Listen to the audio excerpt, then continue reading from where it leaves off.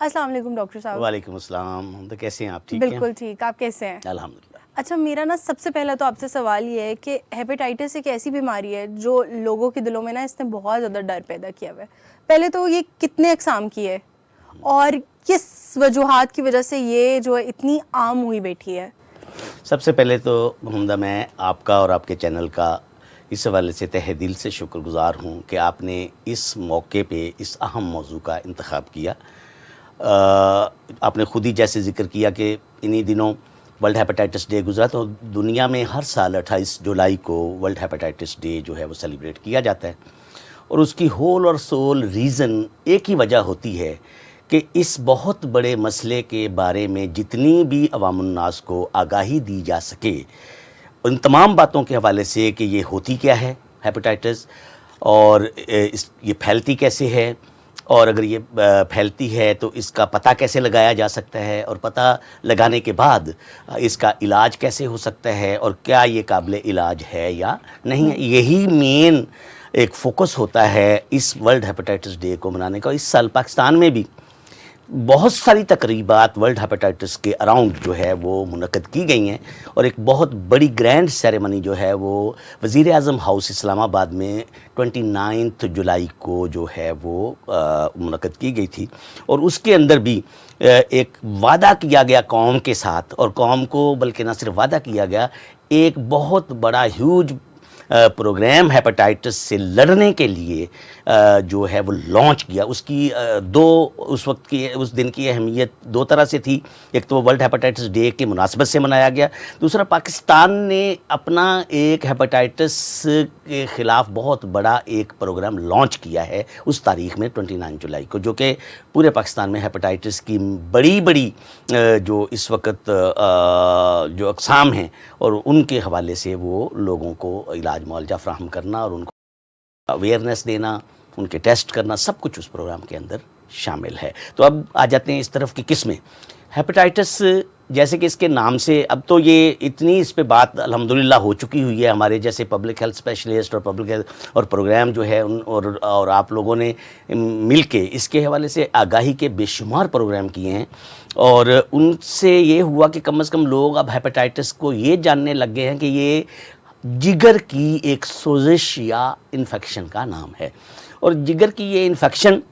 عرف عام میں جب ہم جانتے ہیں یہ 5 اس کی بڑی سیدھی میں ہمیشہ ہی الفابیٹیکلی اس کو بولتا ہوں کہ یہ 5 اس کی قسمیں ہیں، A B C D and E۔ 5 قسموں کے وائرس ہیں اور 5 قسم کی یہ بیماری کرتے ہیں، اور اس موقع سے فائدہ اٹھاتے ہوئے میں حمدہ اپنے لوگوں کو یہ کہنا چاہوں گا کہ ہمیں فرق کرنا ہے جو آلودہ پانی یا ہماری خوراک کے ذریعے پھیلتی ہیں ہیپاٹائٹس، ان کو ہم سادہ یرکان یا پیلا یرکان کہتے ہیں، اور آپ کو پتہ ہے آنکھیں پیلی ہوتی ہیں اور لوگوں کو وہ ایک طرح کی بھوک ان کی کم ہو جاتی ہے، پیٹ کے دائیں حصے میں اوپر والے حصے میں درد ہونے لگ جاتا ہے، ان کو قے اور الٹیاں آنے لگ جاتی ہیں، بخار بھی ہو جاتا ہے، اور حتیٰ کہ ان کے اپنا تمام سیکریشنز جو ہیں وہ سر سے پاؤں تک پیلی ہی پیلی ہو جاتی ہیں۔ وہ ہوتا ہے سادہ یرکان جسے ہم کہتے ہیں پیلا یرکان۔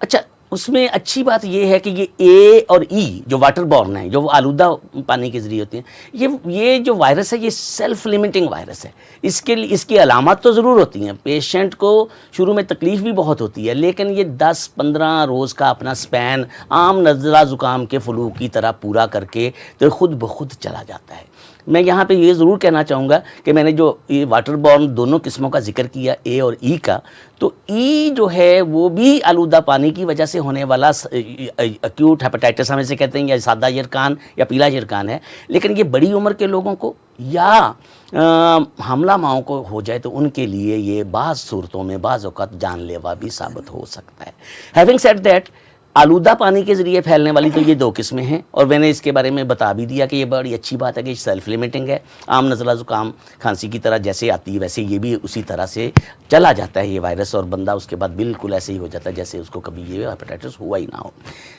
لیکن ابھی جو ہے ہیپاٹائٹس ای جس کا ابھی میں نے ذکر کیا واٹر بورن، اس کی ایک ویکسین بھی مارکیٹ میں آ گئی ہے، اور اس کا بہت زیادہ جو استعمال وہ چائنا میں بہت کامن ہے، اور ہمارے یہاں بھی اب آ گئی ہے، اور کچھ لوگ اپنا ٹیسٹ کروانے کے بعد ہیپاٹائٹس ای کی ہے تو یہ واٹر بورن، اور یہ جس کا ہے اس کے پخانے کے ذریعے وائرس نے نکلنا ہے، اگلے کسی کی خوراک میں پانی میں شامل ہونا ہے اور اس کو آگے لگ جانا ہے۔ اور اس کا ہم کہتے ہیں جس کی کووڈ نے ہماری بڑی اچھی تربیت کی تھی کہ ہم نے ڈسٹینسنگ کے ساتھ ساتھ اپنے ہاتھوں کو دھونے کا بھی ایک رواج دیا تھا نا، ہائیجین کروا، تو یہ تو وہی پرانے حفظان صحت کے اصول جو ہم شروع سے اپنے اسکولوں میں بھی پڑھاتے ہیں، بچوں کو بھی بتاتے ہیں، ہمیں بھی بتایا گیا کہ جی آپ نے کھانا کھانے سے پہلے ہاتھ دھونے ہیں، واش روم سے آنے کے بعد ہاتھ دھونے ہیں، اور تمام ہاتھ دھونے کی اپنی ہائیجین کی پریکٹس کو، ایک سمپل ہاتھ دھونے کی پریکٹس اور صاف پانی کو رواج دے کے الحمدللہ ہم اس والی دونوں قسموں سے جو واٹر بورن ہے، آلودہ پانی یا آلودہ خوراک کے ذریعے پھیلتی ہیں اے اور ای، ان سے تو آرام سے ہم اپنی پریونشن کر سکتے ہیں، بچ سکتے ہیں، اور ہمیں کسی بہت بڑے لمبے چوڑے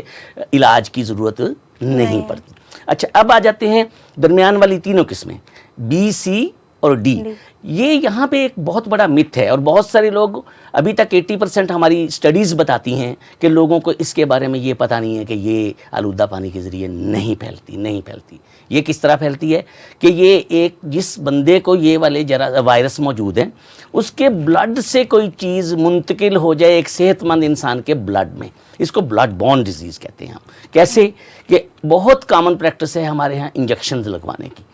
اور یہاں کس وجہ سے ذریعے سے یہ بلڈ ایک انسان کا دوسرے انسان کے بلڈ میں مکس ہو جا سکتا ہے، یہ وائرس وہاں منتقل کیسے ہو سکتا ہے؟ انجیکشنز کے ان سیف انجیکشنز کے ذریعے، ان سیف انتقال خون کے ذریعے، بلڈ ٹرانسفیوژن، کسی کو خون لگوانے کی ضرورت پڑتی ہے لیکن بلڈ بینکوں اور ان کی آج کل جس طرح کی صورتحال ہے، اس کو اگر وہ اس چیز کو توجہ سے نہ دیکھیں اور ان سیف بلڈ کی کسی کو آگے منتقلی ہو جائے تو سمجھو اس کو یہ منتقل ہو گیا۔ اس کے علاوہ یہ جو ہمارے ہیئر ڈریسرز، باربرز، سیلونز، وہاں پہ جو انسٹرومنٹس ہیں، بہت کامن انسٹرومنٹ فار میلز ہے ریزر، جس سے شیونگ ریزر جو ہے یہ ہو گیا۔ اسی طرح مینیکیئر پیڈیکیئر میں استعمال ہونے والی نیڈلز، اور آج کل تو آپ کو پتہ ہے بیوٹیفائنگ گیجٹس کا بھی آپ کو پتہ کہ دور دارہ ہے، اور اس میں بھی یہ نیڈل پریک تو ہو رہا ہے نا، اور اس طرح سے یہ چیز جو ہے ٹیٹوئنگ اور unsafe piercing of ears and nose جو خواتین کے ناکن چھیدنے کے لیے استعمال ہوتی ہیں، ان تمام ذریعوں سے یہ ایک انفیکشن جو ہے بی یا سی یا ڈی کی ایک کے خون سے دوسرے کے خون میں منتقل ہو سکتی ہے۔ تو اس سے میسج بڑا واضح آیا کہ اگر ہم اپنے لائف سٹائل کے اندر ہیلدی پریکٹسز کو رواج دے لیں گے تو دیکھیں آج سائنس یہ کہتی ہے کہ 95% جو انجیکشنز لوگوں کو لگتے ہیں they are actually not required, وہ لوگ اپنے علاج کے لیے ٹیکے لگواتے ہیں، لیکن وہ injection practice unnecessary injection practice کے زمرے میں آتی ہے، اور 95% انجیکشن جو ہیں وہ ضروری نہیں ہوتے کہ وہ لگوائے جائیں، اس کے بغیر علاج لوگ لگواتے ہیں۔ اور اس کی ہمارے ہاں بہت بڑی ایپیڈیمکس ہو چکی ہے، ہمارے ہاں بہت بڑا ڈائلما ہو چکا ہے۔ آپ کو تازہ ترین رتو ڈیرو آپ کو یاد ہوگا، سندھ کا علاقہ ہے، وہاں پہ ہزاروں بچے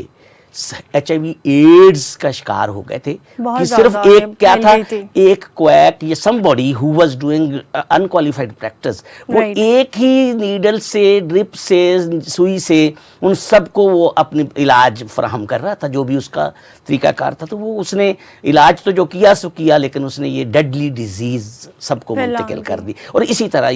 that is the case with hepatitis as well. یہ جو بی، سی اور ڈی ہے ان کے ساتھ بھی یہ تو ہوئی اس کے پھیلنے کے ذرائع جو ہیں۔ اور ایک یہاں پہ میں ایک اور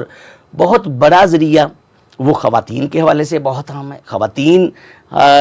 کے حوالے سے اگر میں ذکر نہ کروں تو یہ بہت بڑی مطلب ناانصافی ہوگی آپ کو۔ میں پچھلے پروگرام میں بھی پہلے بھی میں یہ عرض کرتا ہوں کہ ایک صحت مند ماں ہی صحت مند معاشرے کی بنیاد رکھ سکتی ہے۔